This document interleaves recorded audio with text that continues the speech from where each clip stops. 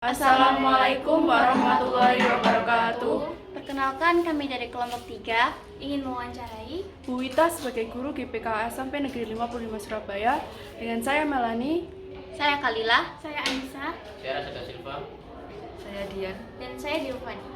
Assalamualaikum warahmatullahi wabarakatuh. Bu Wita, Waalaikumsalam warahmatullahi wabarakatuh. kami dari kelompok 3 ingin mewawancarai Bu Wita untuk tugas bahasa Indonesia biografi guru SMPN Negeri 55 Surabaya. Kami dengan Bu Wita di sini. Boleh tanya Bu, nama lengkap Bu Wita siapa? Nama lengkap Sri Pertiwita. Sri Pertiwita. Ya. Ada gelar atau Sri Pertiwita SPD. SPD? Nama panggilan Bu Wita. Tempat tanggal lahirnya 7 Februari 1983. Alamat saya di Jalan Jambangan nomor 122A. Bidang keahlian Bu Wita? Saya di sini guru pendidikan inklusi. Terus mungkin Bu Wita sebagai guru selama ini ada riwayat Pendidikan. pekerjaan Bu? Riwayat mungkin pernah menjadi ikut event apa, jadi apa? Kalau dulu saya ngajarnya di SDN Kelampis Ngasem 1 di daerah mana itu? UPN ya itu ya. Itu. Terus saya dimutasi di SMP 32 Surabaya. Terus dimutasi lagi di sini di SMP 55 Surabaya. Sebagai bidangnya sama Bu? Sama semua dari SD, SMP.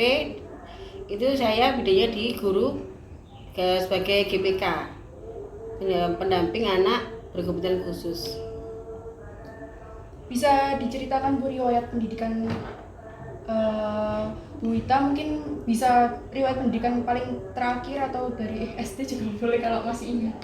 Dari terakhir aja ya, Ya. dari SMA, dari kuliah ya. Itu riwayat saya masuk ke PLB itu jurusan saya masih bingung mau pilih yang mana. Begitu lulus dari SMK masuk ke apa namanya? Masuk ke jurusan ini itu masih dalam tahap peragaan. Di detik terakhir waktu penentuan penjurusan itu baru hari terakhirnya besoknya itu baru saya memilih jurusan PLB. Itu pun apa ya, dalam masih keraguan mungkinkah diterima atau apa gitu. Ternyata alhamdulillah di jurusan itu ternyata masih belum ada yang tahu atau belum begitu banyak peminatnya, tapi di peluang kerja sangat potensi sekali. Mungkin kebingungan Bu Wita sebelum memilih jurusan tersebut itu apa Bu? Kira-kira saya pengen di sini ternyata masuknya ke sini gitu Bu. Dulu itu belum bisa menentukan jati diri saya ya. Saya itu maunya kemana? Mau ngambil pendidikan mau ngambil meneruskan sekolah saya di SMK dulu, saya di SMK Tata Boga ya. Mau meneruskan kuliah di Tata Boga atau di sekolah yang jurusan lain. Nah kalau Tata Boga saya mikirnya pasti akan ada pengeluaran biaya yang banyak gitu loh. Pengeluaran biaya yang banyak dan nanti kerja apa? Bingung. Jadi yang saya pikirkan waktu itu nanti setelah kuliah apa, maunya kemana, arahnya kemana gitu loh. Nah di rumah saya bawa brosurnya di UNESA itu ya, saya pilih, saya cari yang potensi bekerja sangat tinggi. Kalau di PGSD itu banyak sekali peminatnya, pasti potensi kerjanya itu kecil. Terus di penjurusan kayak IPA, kayak IPS, kayak matematika saya belum pernah menerima pelajaran itu waktu di SMK, jadi saya belum menguasai itu. Terus saya lihat kok ada pendidikan luar biasa, kok tertarik dengan ini gitu loh, kok tertarik dengan pendidikan luar biasa. Saya lihat saya browsing itu peminatnya sedikit tapi banyak dibutuhkan nanti gurunya itu di sekolah-sekolah yang lain. Akhirnya saya putuskan tuh dengan syarat istiqoroh dulu, sebelum saya menentukan jurusannya itu, untuk menentukan apakah benar langkah yang saya ambil ini nanti itu bisa berkelanjutan saat saya nanti setelah lulus kuliah itu akan nganggur atau bekerja. Itu dengan syarat istiqoroh dulu. Itu ada petunjuknya ya. Hati gitu ya. Ya, semakin mantap, semakin yakin dengan jurusan yang saya ambil. Jadi sebelum saya menentukan semua yang saya pilih itu saya lakukan kayak salat dulu ya. Apa yang saya minta, apa yang saya ambil itu harus kita tanyakan dulu yang sama saya minta tes dulu, ternyata semakin mantap, semakin yakin saya masuknya di pendidikan luar biasa. Terus boleh mungkin sedikit diceritakan pengalaman menarik atau motivasi terbesar yang membuat Bu Wita sampai di titik sekarang. Mungkin kan merawat anak luar biasa tuh nggak mudah. Ya, pengalaman menarik memang saya kan belum pernah nih ya, belum pernah mengenal anak-anak inklusi ya, belum pernah mengenal anak-anak Down syndrome, anak LCT, itu belum pernah sama sekali. Anak yang autis hiperaktif itu saya masih buta nah tentang itu semua. Setelah lulus kuliah saya itu mencari pekerjaan itu di TK-TK dulu. Saya belum masuk ke SLB, saya belum masuk ke SD karena saya juga takut nanti saya nggak bisa ngelayanin mereka gitu. Akhirnya saya masuk ke daftar ke TK-TK itu nggak ada yang nggak ada yang menerima saya. Akhirnya saya masuk di SD inklusi di Kelambes Ngasem 1 itu.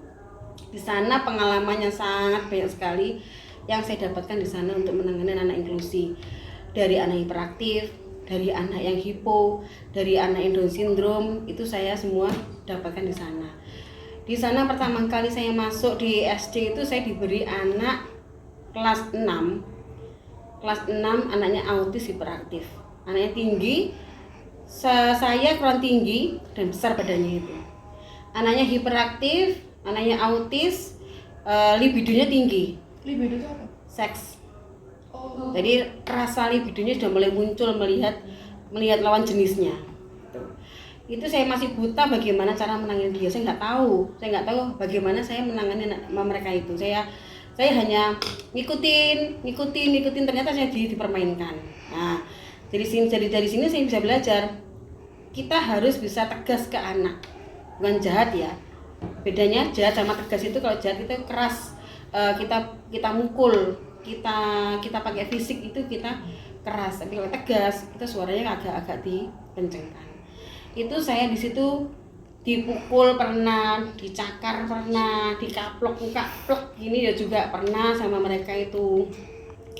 Dari pengalaman di sana, saya untuk tahun berikutnya saya gini, oh anak ini berarti mempermainkan saya karena saya masih baru.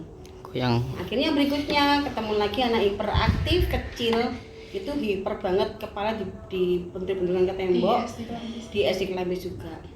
Di sana saya memberikan suara yang agak lantang, suara yang agak tegas. Ternyata dengan suara tegas itu mereka tahu, oh guruku ini ternyata nggak bisa dipermainkan. Oh guruku ini ternyata juga bisa keras sama saya.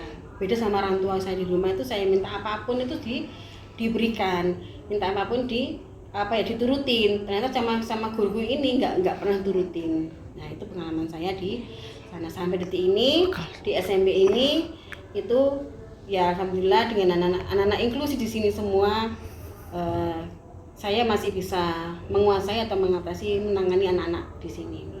Satu kata untuk guru-guru yang di bidang Bu Wita juga di luar sana gimana? Sesama GPK-nya, tetap semangat, tetap sabar, memberikan pelayanan yang terbaik untuk anak-anak ABK.